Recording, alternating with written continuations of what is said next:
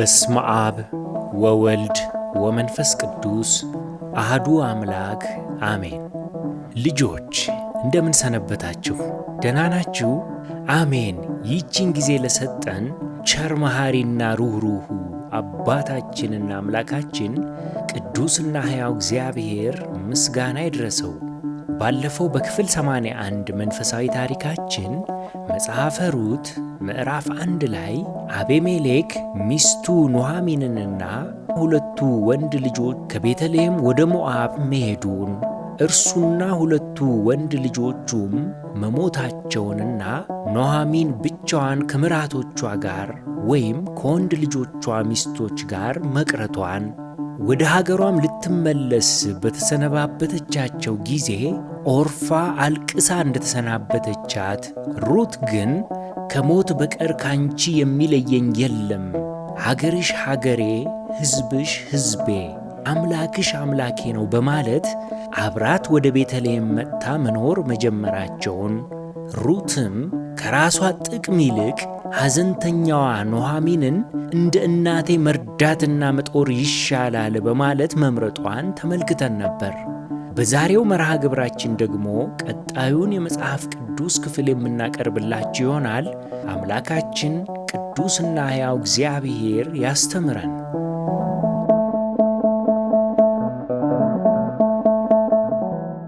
በስመ አብ ወወልድ ወመንፈስ ቅዱስ አሐዱ አምላክ አሜን።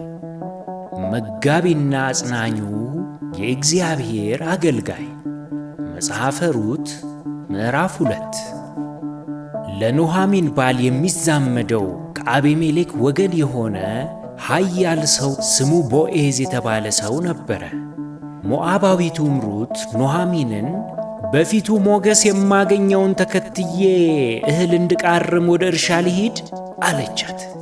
እርሷም ልጄ ሆይ ሂጂ አለቻት። ሄደችም፣ ከአጫጆችም በኋላ በእርሻ ውስጥ ቃረመች። እንደ አጋጣሚውም የአቤሜሌክ ወገን ወደ ነበረው ወደ ቦዔዝ እርሻ ደረሰች። ይህ አጋጣሚ ቢመስልም እውነታው ግን የእግዚአብሔር ስውር የመግቦት ምሪት ነበር። ሩትና ምስኪኗ ኑኃሚን ከቤታቸው አንዳች የሌላቸው ለብዙ ጊዜ በሐዘን ሲንገላቱ ኖረው ወደ ቤተልሔም መጥተው የገቡት ባዶ ቤት ነበር። ይህን የሚያውቀው እግዚአብሔር ታዲያ ቅንና ታዛዧን ሩትን ወደ ቦዔዝ እርሻ መራት። እነሆም ቦዔዝ ከቤተልሔም መጣ። አጫጆቹንም እግዚአብሔር ከእናንተ ጋር ይሁን አላቸው። እነርሱም እግዚአብሔር ይባርክህ ብለው መለሱለት። ቦዔዝም በአጫጆቹ ላይ አዛዥ የነበረውን ሎሌውን ይህቺ ቆንጆ የማን ናት አለው። የአጫጆችም አዛዥ ይህቺማ ከሞዓብ ምድር ከኑኃሚን ጋር የመጣችው ሞዓባዊቱ ቆንጆ ናት፣ እርሷም ከአጫጆች በኋላ በነዶው መካከል እንድቃርም እንድለቅም እባክህ ፍቀድልኝ አለች። መጣችም፣ ከማለዳ ጀምራ እስከ አሁን ድረስ ቆይታለች፣ በቤትም ጥቂት ጊዜ እንኳን አላረፈችም አለው። ቦዔዝም ሩትን ልጄ ሆይ ትሰሚያለሽን? ቃርሚያ ለመቃረም ወደ ሌላ እርሻ አትሂጂ፣ ከዚህም አትላወሺ። ነገር ግን ገረዶቼን ተጠጊ፣ ወደሚያጭዱበትም ስፍራ ተመልከቺ፣ ተከተያቸውም፣ እንዳያስቸግሩሽም ጎበዛዝቱን አዝዣለሁ። በተጠማሽም ጊዜ ወደ ማድጋው ሄደሽ ጎበዛዝቱ ከቀዱት ውሃ ጠጪ አላት። እርሷም በግንባሯ ተደፍታ በምድር ላይ ሰገደችለት። እኔንስ ለመቀበል በምን ነገር በፊት ሞገስን አገኘው? እኔ እንግዳ አይደለሁምን? አለችው። ልጆች የሩትን ትሕትና አስተዋላችሁን? ቦዔዝ ላደረገላት ቸርነት ያሳየችው ክብርና ትሕትና ትሕትና የታላቁን በረከት በር መክፈቻ ቁልፍ ነው።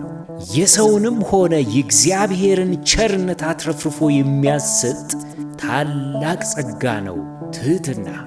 ትሑት ሰው በሄደበት ሁሉ ክብርና ሞገስ ይከተሉታል፣ ይወደዳል፣ ይከበራል። የሰዎችንም ሆነ የእግዚአብሔርን ልብ የሚያራራ መልካም ጠባይ ነውና ሁል ጊዜ ትሑታን ልንሆን ይገባል። ከትሕትና ጠባይ መገለጫዎች መካከል አንዱ ሰዎችን ሰላም ስንል ከአንገታችን ዝቅ በማለት በሁለት እጅ ሰላምታ መስጠት ወይንም መጨበጥ፣ ታላላቆች ሲመጡ ወንበርን መልቀቅና መነሳት፣ የያዙት ዕቃ ካለም ተቀብለን ማገዝ የመሳሰሉት የትሑት ሰው መገለጫዎች ናቸው። ከዚህም በኋላ ቦዔዝ ሩትን እንዲህ አላት፣ ባልሽ ከሞተ በኋላ አባትሽና እናትሽን የተወለድሽባትንም ምድር ትተሽ ቀድሞ ወደማታውቂው ሕዝብ እንደመጣሽ ለአማትሽ ያደረግሽውን ነገር ሁሉ ፈጽሞ ሰምቻለሁ። እግዚአብሔር እንደ ሥራሽ ይስጥሽ። ከክንፉ በታች መጠጊያ እንድታገኚ በመጣሽበት በእስራኤል አምላክ በእግዚአብሔር ዘንድ ደሞዝሽ ፍጹም ይሁን አላት። ልጆች አያችሁ፣ ሩት ስለ ጠባዩዋ ለኑኃሚን ስላደረገችው ቸርነት አልተናገረችም። ነገር ግን መልካም ስም ከመልካም ሽቱ ይሻላል እንዲሉ ከሩት በፊት መልካም ስሟ ወጥቶ ነበርና ሀገሩ በሙሉ አውቋታል ማለት ነው። በየዕለቱ በስውር በእግዚአብሔር ፊት የምናደርጋቸው መልካም ተግባራት መገለጣቸው መልካሙንም ዋጋ ሳያሰጡን አይቀሩም። ሩትም እንዲህ አለች፣ ጌታዬ ሆይ ከባሪያዎችህ እንደ አንዲቱ ሳልሆን አጽናንተኸኛልና የባሪያህንም ልብ ደስ አሰኝተሃልና በዐይን ፊት ሞገስን ላግኝ አለችው። በምሳም ጊዜ ቦዔዝ ወደዚህ ቅረቢ፣ ምሳም ብዪ፣ እንጀራሽንም በሆምጣጤ አጥቅሺ አላት። ሆምጣጤ ማጥቀስ ማለት በእነሱ ባህል ወጥ እንደ ማጥቀስ ማለት ነው። በአጫጆቹም አጠገብ ተቀመጠች፣ የተጠበሰም እሸት ሰጣት፣ በልታም ጠገበች አተረፈችም። ደግሞም ልትቃርም በተነሳች ጊዜ ቦዔዝ ጎበዛዝቱን በነዶው መካከል ትቃርም፣ እናንተም አታሳፍሯት፣ ደግሞ ከነዶ አስቀርታችሁ ተውላት፣ እርሷም ትቃርም፣ አትውቀሷትም ብሎ አዘዛቸው። በእርሻውም ውስጥ እስከ ማታ ድረስ ቃረመች፣ የቃረመችውንም ወቃች፣ 1 የኢፍ መስፈሪያ ያህልም ገብስ ሆነ።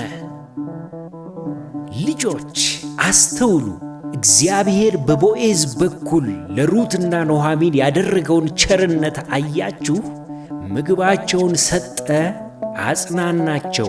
ማንም ብቸኛ ናት ብሎ ሩትን እንዳይተናኮላት ከለላና ጠባቂ ማኖረላት።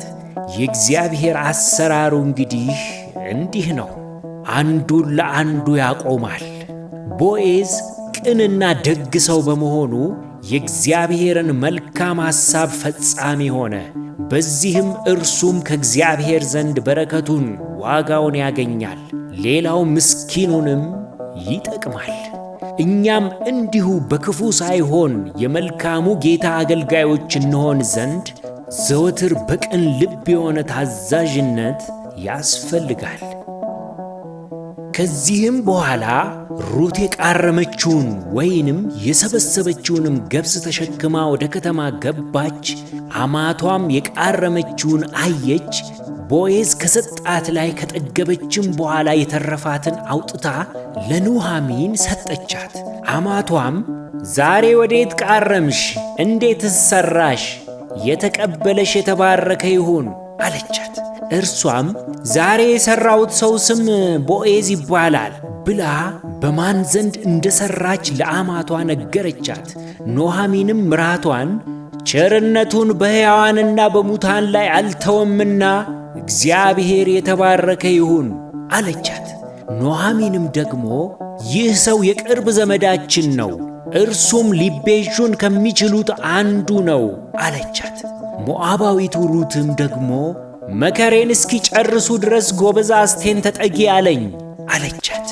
ኑኃሚንም ምራቷ ሩትን ልጄ ሆይ ከገረዶቹ ጋር ብትወጪ በሌላ እርሻ ባያገኙሽ መልካም ነው አለቻት።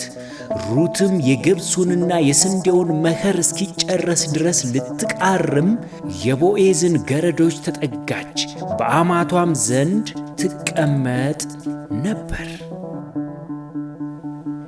ልጆች ደስ የሚል ታሪክ ነው አይደል? አዎን፣ የእግዚአብሔር መግቦት ጠብቆት ለምስኪናን የሚያደርገው ቸርነትና ጋሻነቱ መቼም ድንቅ ነው።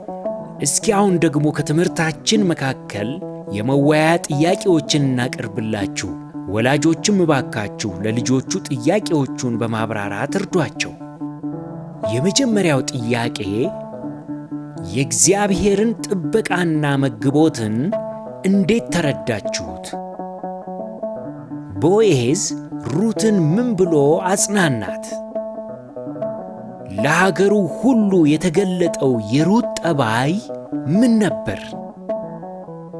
ኑኃሚን የሩትን ውሎ ስትሰማ ምን ተሰማት? ምንስ መከረቻት? እግዚአብሔር በቦዔዝ በኩል ለሩት ምን ቸርነትን አደረገላት? ከዚህ ታሪክ ምን ተማራችሁ? ልጆች ከዚህ ታሪክ የምንማረው ትምህርት ምንም እንኳን በሰው ልጆች ሕይወት ብዙ ሐዘንና ውጣ ውረድ ውስጥ ስናልፍ ብናማርርም እግዚአብሔር ግን ዘወትር እንደማይተወን፣ እንደማይረሳን፣ የቸርነት እጆቹንም እንደማይሰበስብ ይህ ታሪክ ያሳየናል። ኑኃሚንና ሩት ከስደት ተመልሰው የሚልሱት የሚቀምሱት የሌላቸው ምስኪናን ነበሩ። ኑኃሚን አርጅታለች፣ ሩት ደግሞ ለምድሩ እንግዳ ለሰው ባዳ ናት።